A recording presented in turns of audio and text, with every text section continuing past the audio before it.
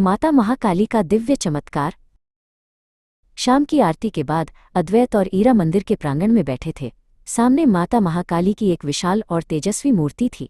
अद्वैत ने कहा, ईरा, माता काली का ये रूप डरावना नहीं बल्कि बुराई के अंत और ममता का प्रतीक है। क्या तुम उनके प्रकट होने की अद्भुत कहानी सुनना चाहोगी? ईरा ने उत्सुकता से सिर हिलाया। अद्वैत ने बताना शुरू किया। प्राचीन समय में शुंभ और निशुंभ नाम के दो बहुत शक्तिशाली असुर थे। उन्होंने अपनी शक्तियों का दुरुपयोग कर स्वर्ग और पृथ्वी पर हाहाकार मचा दिया था। सभी देवता उनसे हार चुके थे। उन असुरों को लगता था कि उन्हें कोई भी नहीं हरा सकता। सभी देवता मदद के लिए आदिशक्ति की शरण में गए। तब देवी पार्वती के स्वरूप से देवी दुर्गा प्रकट हुईं। वे अत्यंत सुंदर और पराक्रमी थीं।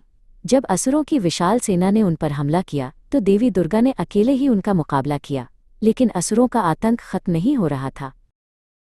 जब युद्ध भूमि में चंड और मुंड नाम के राक्षस देवी पर प्रहार करने आए, तब क्रोध से देवी दुर्गा का चेहरा काला पड़ गया। अचानक उनके माथे से एक अत्यंत प्रचंड और काली शक्ति प्रकट हुई। वो माता महाकाली थीं। उनके प्रकट होते ही पूरी धरती कांपने लगी। माता महाकाली का रूप बहुत निराला और तेजस्वी है। उनके गले में मुंडों की माला और हाथों में एक चमकती हुई तलवार है। उनके खुले बाल और गर्जना से ही शत्रु कांपने लगते हैं। ये प्रचंड रूप संसार से पाप को मिटाने के लिए था। तभी वहां रक्तबीज नाम का एक भयानक राक्षस आया। उसे एक विचित्र वरदान था कि उसके खून की एक भी बूंद अगर जमीन पर गिरेगी तो उस बूंद से उसके जैसा ही दूसरा शक्तिशाली राक्षस पैदा हो जाएगा। देवताओं के लिए उसे हराना असंभव लग रहा था। तब माता काली ने एक अद्भुत चमत्कार किया। जैसे ही रक्तबीज के शरीर से खून की बूंदें जमीन पर गिरने लगती, माता अपनी लंबी जीभ फैलाकर उन्हें पी लेती। उन्होंने एक भी बूंद धरती पर नहीं गिरने दी। इस तरह उन्होंने रक्तबीज की शक्ति को खत्म कर दिया।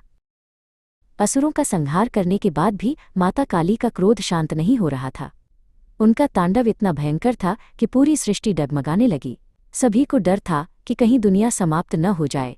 माता का वो रौद्र रूप रोकना बहुत जरूरी था। सृष्टि को बचाने के लिए स्वयं भगवान शिव माता काली के मार्ग में आकर लेट गए।